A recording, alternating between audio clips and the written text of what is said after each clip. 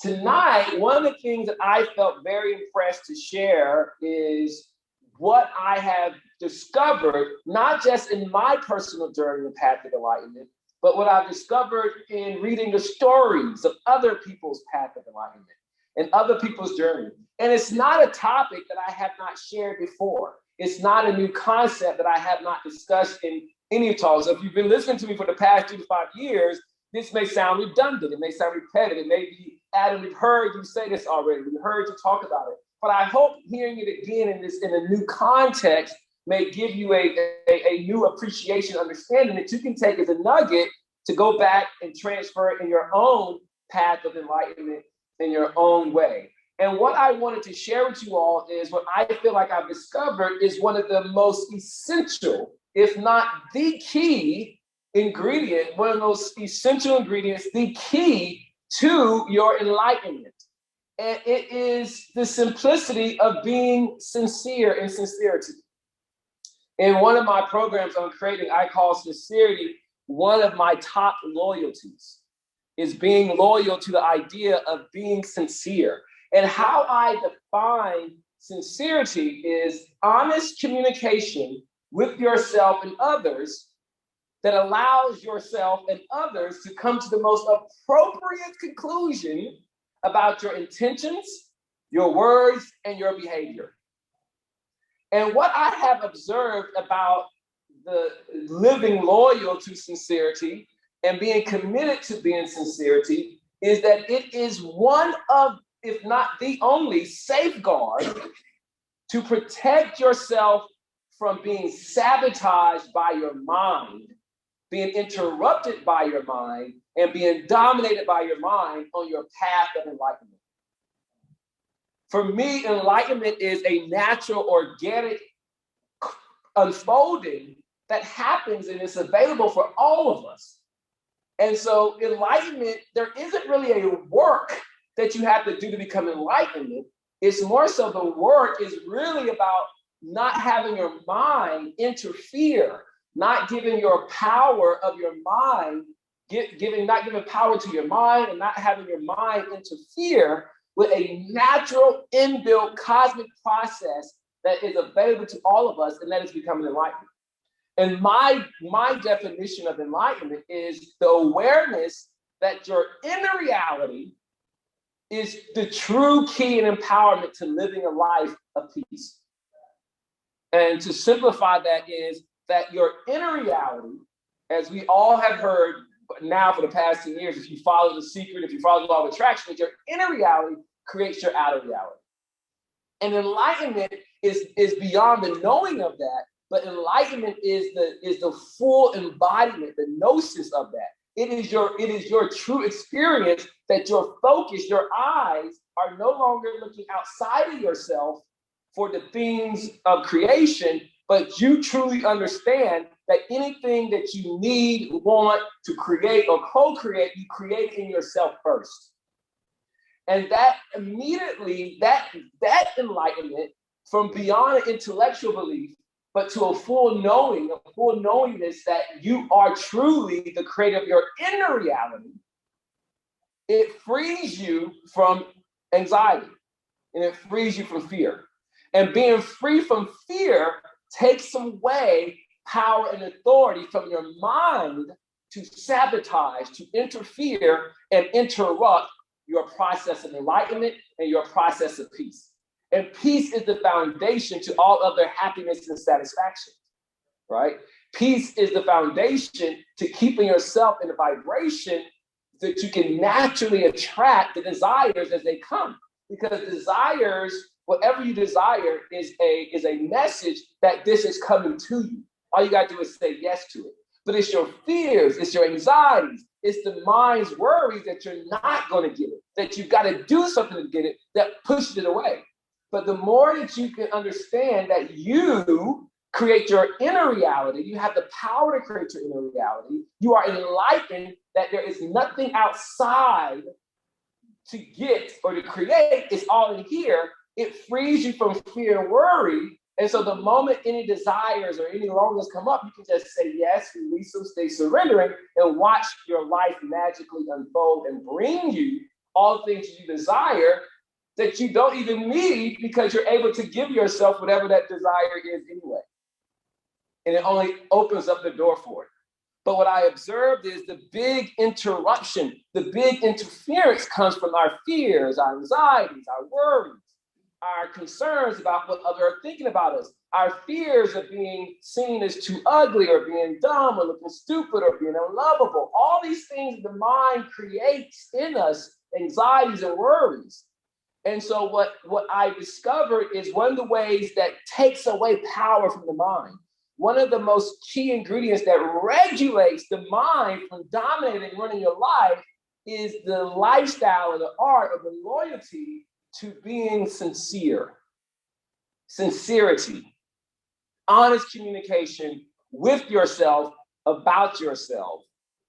Honest communication in a way where you are honestly communicating with others and yourself to allow yourself to come to the most appropriate conclusion about your intentions, your behaviors, and your words. And so there's 5 degrees of sincerity, of honest communication. And the first one is honestly communicating and telling the truth to yourself about yourself, right? This is the first degree and the most critical degree. Telling the truth to yourself about yourself is one of the most humbling experiences, but it's also the most empowering experience because it is a safeguard that your mind will not interfere and sabotage. You're really being able to, it really gives an empowerment to begin the process of regulating and pulling back and defunding power to your mind. And the first degree is being sincere to yourself about why are you doing X, Y, and Z. That sincerity to yourself about what is the truth that you need to tell yourself about your intentions, about your behaviors, about why you're saying what you're saying about your words. And that truth could be, I don't know why I'm doing such and such and such and such, but this is what I'm doing. It could be I don't know. The word I don't know is one of the most sincere forms of communication that you begin to tell yourself. I don't know what I thought I knew. I don't know what I thought I knew about this. I don't know myself like I thought I knew myself. Just that simple language and that simple confession of truth to yourself about yourself in regard to whatever area it may be. I don't know what I thought I knew about money. I'm not sure what I thought I knew about sexuality. My sexuality. I'm not sure I thought I knew about relationships. I'm not sure what I know about the cosmos, about theology, about the afterlife, about who I am and my identity. I'm not sure I don't know why or what is my purpose. These opening up conversations, telling the truth to yourself is one of the most easiest ways to keep you in a path of open and receptiveness to enlightenment, to receiving a word, receiving a message, receiving a download. But not just truth-telling and saying what you are aware of, what you're not aware of, but truth-telling in the most humbling way. Another humbling way is, what is the truth that you need to tell yourself about yourself that you've been in denial of? What is this truth that it's not just your mama saying it about you, it's not just your 3 exes, it's not just your boss, right? But you have 3 people have said this. You've heard this said about you for a decade now, for 3 years now. You constantly repeat this, someone telling you something about yourself. What is it that at some point you've got to say, wait a second, do I have a problem lying? Do I have a problem with authority? It's not that what they're saying is to judge or guilt you. It may just be something that you need to stop and say, let me tell the truth to myself. Am I insecure? Do I doubt who I am? Am I overcompensating? Years ago, when I was waiting tables, I was waiting on a group of ladies, and this one lady, she said, you're such a sharp guy. She was complimenting me, and she said, I can see you doing much more. I said, yeah. I said, I am. I'm working on. I want to start my own coaching. At that time, I was saying I want to be a life coach. I didn't feel confident. Say I want to be a spiritual guidance mentor. I want to be a spiritualist to help people. So I said, I want to be a life coach and help people and help people in their faith. And she looked at me and she said, oh, the only reason why you don't do it now is you don't believe in yourself. I was so offended. Like she said it with such a matter of fact, you don't believe in yourself. There's nothing stopping you except yourself, and you don't believe in yourself. The year was 2010 or 11. And I thought to myself, I resented her for saying, I don't believe in myself. I was laying out a plan of, I'm gonna do this, and I'm gonna start this. She says, you can do all that now if you believe in yourself. And I was offended. I remember thinking that, I can't believe it. How dare she tell me I didn't believe in myself? Didn't she just hear my plan that I'm gonna do? 10 years later, this past September, someone asked me, if you could go back 10 years, what would you do? What message or what would you do differently? In that moment, I did not know how to answer that question. And I thought about it. What would I go back 10 years and tell the 30-year-old Adam? And I thought about it. And I looked and I saw things that I could have done differently and things that were available for me.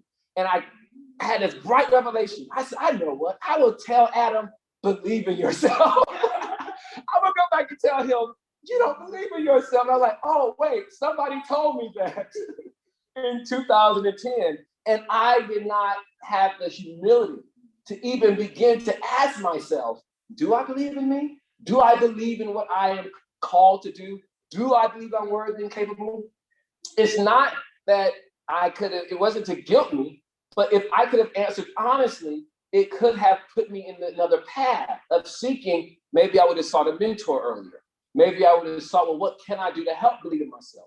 Maybe I could have started seeing differently. So that first degree is asking yourself, what is it that I keep hearing in conversations about myself? From even whether it could be enemies, it could be lovers, it could be friends. And it's not that you got to agree with them, but you got to ask yourself, why am I hearing this? What truth do I need to tell myself about myself?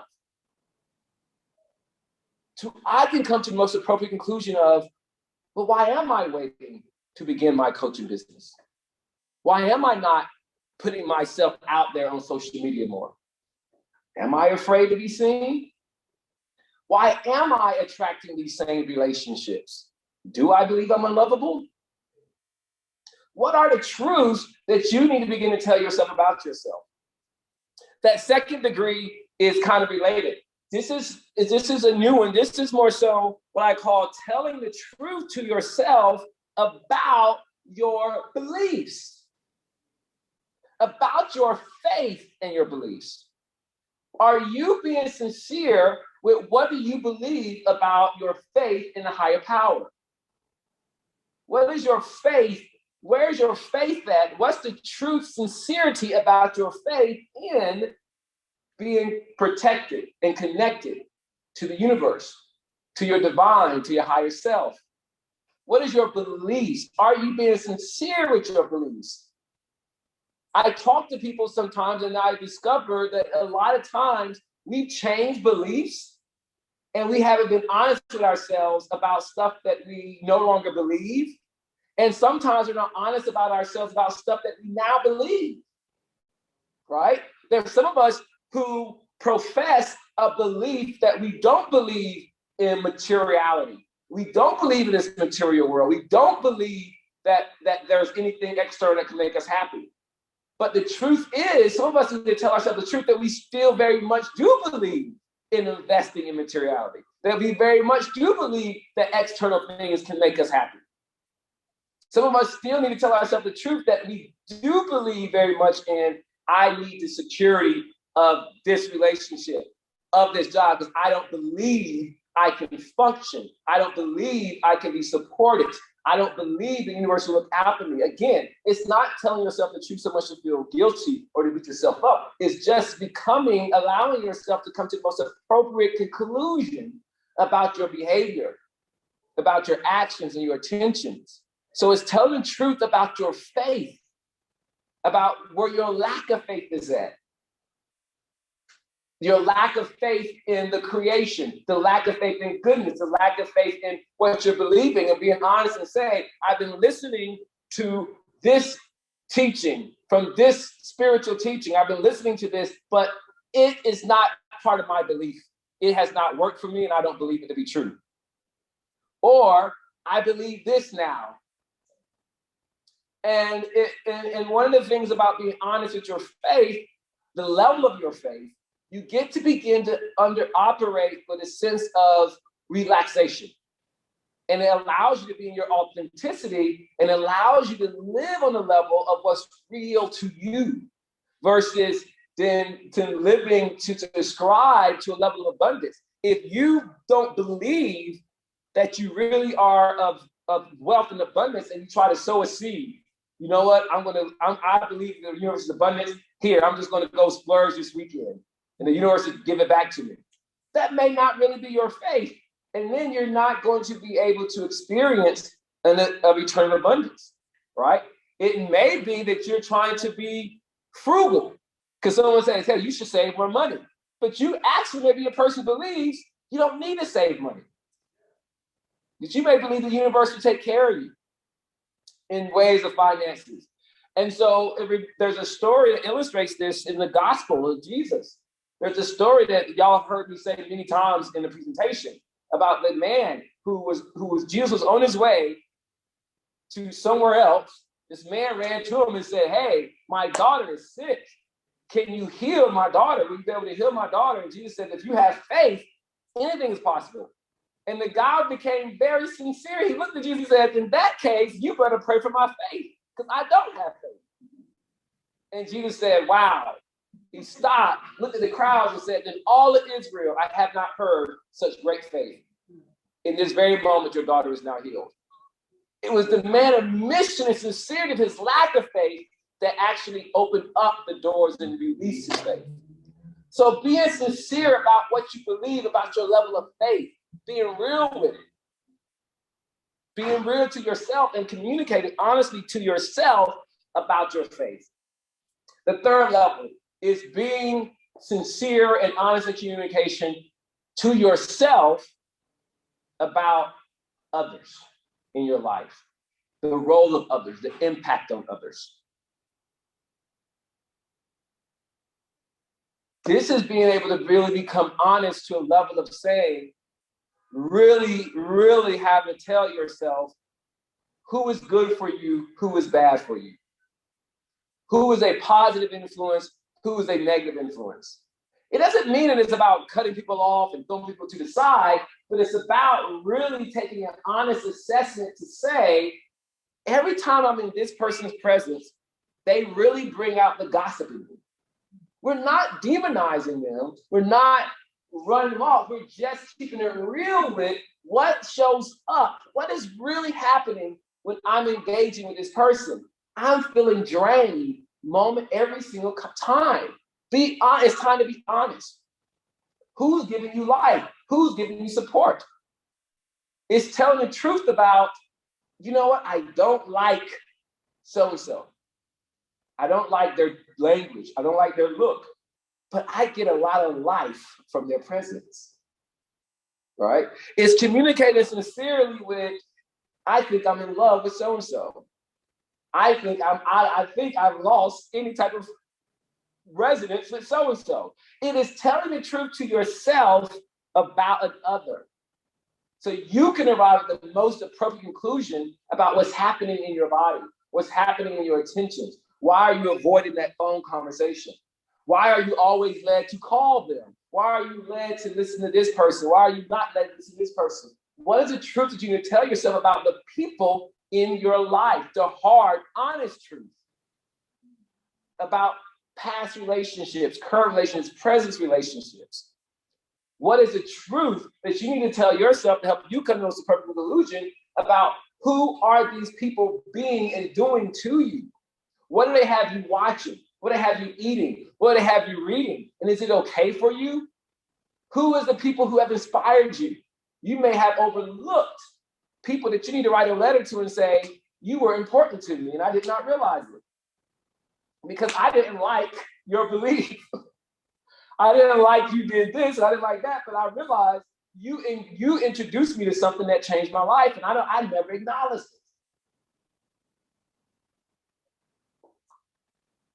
it. And then a fourth level of truth telling is telling the truth to others about yourself.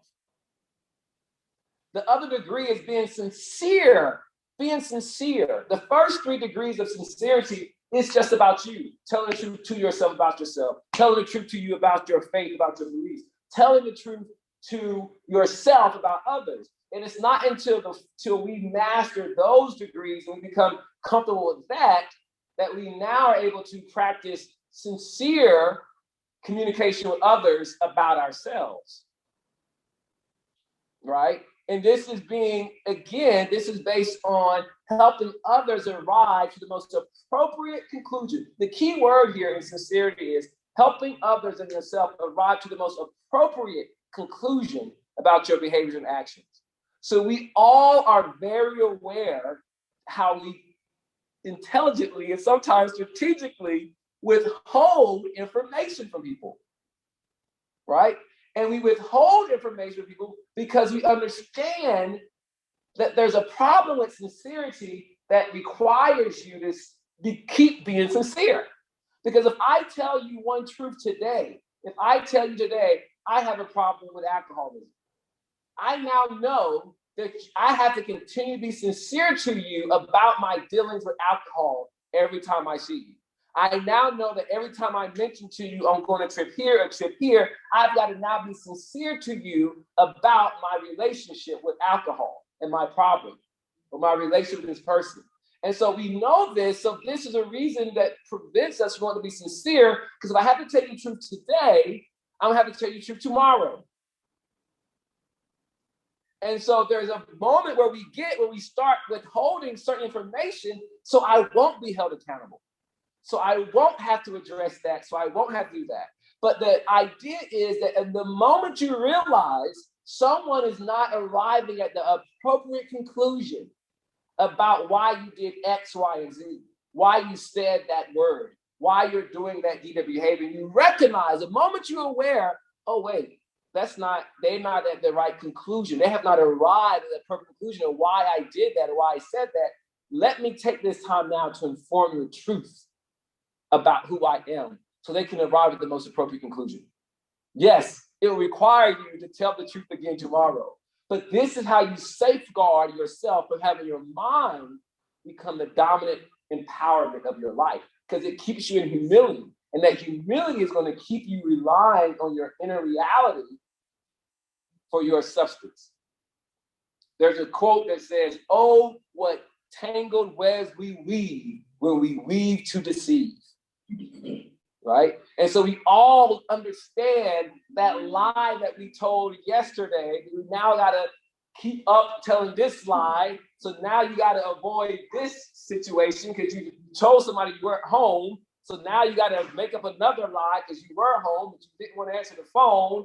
You didn't want to talk or whatever that may be. And you just keep entangling yourself in these lies. And now you're not going to be able, when you start entangling yourself in webbing these lies, no matter how small they be, unbeknownst to you, but your mind is saying, this is delicious. Give me more power. Let me handle it from here. And then you give it, it's almost like you're empowering your mind to begin to become the authority of your life and to guide your decisions, because your mind said, we can't slip up and give this truth away about this or this. We'll be caught, we'll be seen. But you're going into a pact with your mind, which is actually going to guarantee that you're going to lose yourself on your path to enlightenment. The humble path of staying open and receptive, no matter what comes. And so there's this level that we all know when someone has not arrived at the most appropriate conclusion about our intentions, our words, and our actions. Yes, it is going to require the act of becoming sincere tomorrow and tomorrow and tomorrow. And you'll have to be able to update yourself, because now you're telling the truth to yourself about a person, and it is automatically now opening yourself up to remain telling the truth, to remain being sincere. And it's one of the most powerful yet humbling ways to keep yourself empowered in your course to enlightenment. And then that fifth degree of sincerity is telling the truth to others about others. Now, some people want to just do that automatically and call themselves, I'm sincere, I keep it real. But they haven't even mastered the art of telling the truth to themselves about themselves. They just want to share the truth to others about others. But this level of telling the truth to others about others is once again, is when you are made aware someone is not being honest with themselves, right? And it's not that you're judging them, you're not guilting them, you're not shaming them, you're just saying, hey, I noticed and I observed something, right? And I want to let you know this is your effect of your behavior. You're thinking that your behavior is producing this result, but let me inform you so you can come to the most appropriate conclusion about your words, about your behavior, about your actions on us, on the world. When you are being clearly shown over time in a person's orbit that their behavior, their action is not producing what they think it is, this is not just telling somebody, I don't like your shoes. You don't have good taste. This is saying, hey, I'm observing a pattern in your life. And this is the impact it's having on me. This is the impact it's having on others. And I don't think that you're aware of your behavior. And I want to inform you so you can come to the most appropriate conclusion on how your words, your actions is impacting us, impacting this person, impacting mother, father, brother, sister, is impacting my partner, is impacting my home.